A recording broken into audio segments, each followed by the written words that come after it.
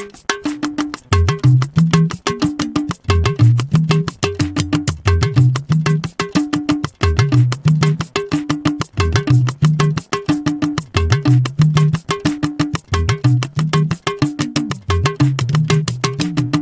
everyone, this is your favorite historian Alabiat, okay? Popularly called Omidomitsade. I'm here at Odua Museum and Hall of Fame, Cocoa House, Ibadan. We have a lot of Yoruba stories, Yoruba histories, Yoruba arts, but as you're looking at me here, I'm having Aladoko masquerade. As in, just come here, come and learn histories, what you've never seen in your life. First televisions, histories, a lot of things. Just come over to this place and come and learn. We have the Yoruba Peace Treaty here in the 1986, the Kiriji War, if I'm right, the warfare, implements, Ota, Etu. I know some of you have not seen Etu before, Ota, a lot of things like that. So I'm 3rd April 2013. The others for to be able to see how far certain aspects of cultural culture of Yoruba are documented, and the Hall of Fame that this will have been first in the various endeavors, that there should be a situation in which it's a way of encouraging the youth, the not that they can do better. So, as we see, we have the museum, here we have the Yoruba, we are keeping some Yoruba property, and you can easily see some of these artifacts, and then the all of him as those who admit first in their various endeavors, and they are all Yoruba. Those who admit first in their various endeavors, and not only that, they are who are in the category of people we can regard as Odua. telling you to come over to Cocoa House, Odua Museum and Hall of Fame to come and learn more of history, culture, and tradition. Thank you. Kábíyèsí o mo wọlé mo tún máa forí adé ọlọ́ba fi lọ́ba pa ọba má máa pa mí o. Hey! Kábíyèsí, this is Danshiki Soro Gbárí Ekembe. This is beautiful Agbada Gbére Ọdẹ. Okay, this is also Agbada. Kámú ṣòkòtò kámú aṣọ kéré-jìgbà fún àwọn tó máa ń lọ jagun nìyẹn o. And then they also use it for various these those days. Fún àwọn ọmọdé tàbí kán wọ lọ sóko tàbí kán fi ṣeré, because once it's dirty it will not easily show with this so that is why tó fi máa ń pálárò. Wàhù èmi gan-an ọ̀yá.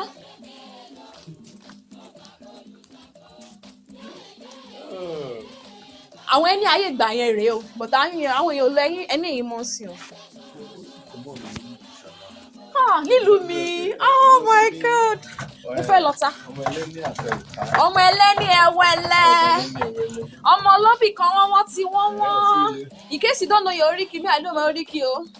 This is akoro, ake, bakute, right? Yoruba traditional technology. Kẹsẹ̀ ẹ̀sìn. Kẹ́sẹ̀ ẹ̀sìn. Ó ti padà yìí. Ọpọ́n yìí yàtọ̀ sí ọpọ́n tó máa ń lò tá à ń lò sí o. Kẹ́sẹ̀ ẹ̀sìn. Ṣé pé wọ́n máa ń Top pa ilé panel. ìgbé? Olóyè Lẹ́kan Àlàbí, namesake mi. Flower vase. Look at our flower vase. Every enter and horse ride effect.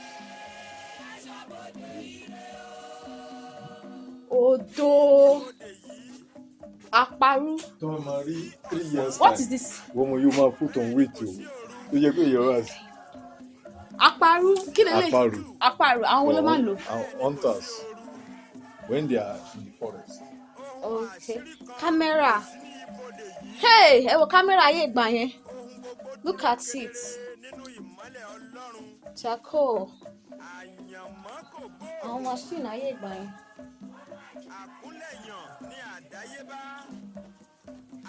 Memories of the past.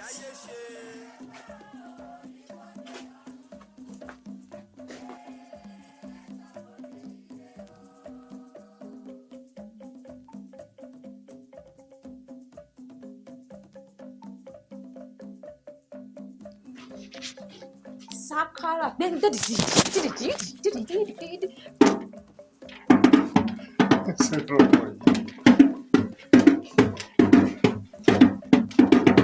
Ah, wọ́n ti kábọ́ kí lélẹ̀. Ìlú ọ̀gbẹ̀lẹ̀ ní Èkìtì, kọ́mọ̀ ní Èkìtì wà. Ìlú ọ̀gbẹ̀lẹ̀. Omele.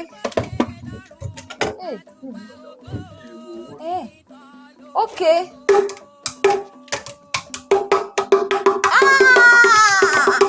Wọ́n ti mọ wọ́n ṣe lùlù. Okay, this is Agidigbo. Wow. Omele bàtà náà lélẹ̀.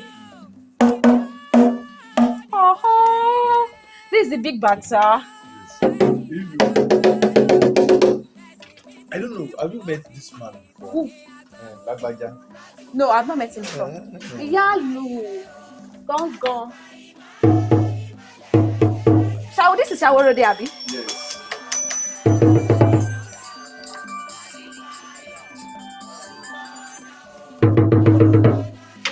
Omele ṣáájú. Akoko. Àrò. Yes, I'm in the museum.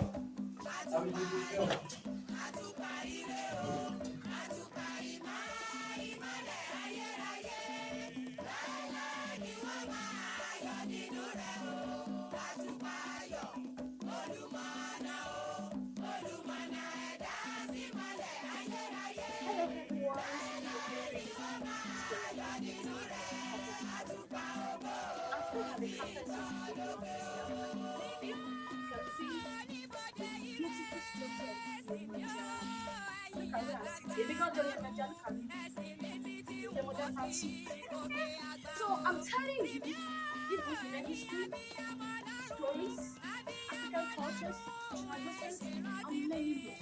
The best place for you to come is Odua Museum, Hall of Fame. Just come in your house. And the thing is that Cocoa House is the first tallest building in Africa. So come and see something, come and experience this, come and see the beauty of Odua. Now let me show you to the views outside.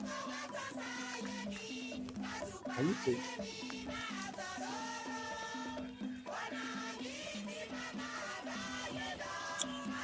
Okay, look at the views from Cocoa House. My God. Are you seeing what I'm seeing? Oh, Jesus. Olodumare, oh. Allah. That's why I call the tree. Wow, this is beautiful. Like from Cocoa House, you can see the harvest of Ibadan. You can see the brown roof of Ibadan, the beauties of Ibadan. Can you see? So my friends, my fans, come to Ibadan, come to Cocoa House to come and experience the beauty of the Yoruba land. Thank you.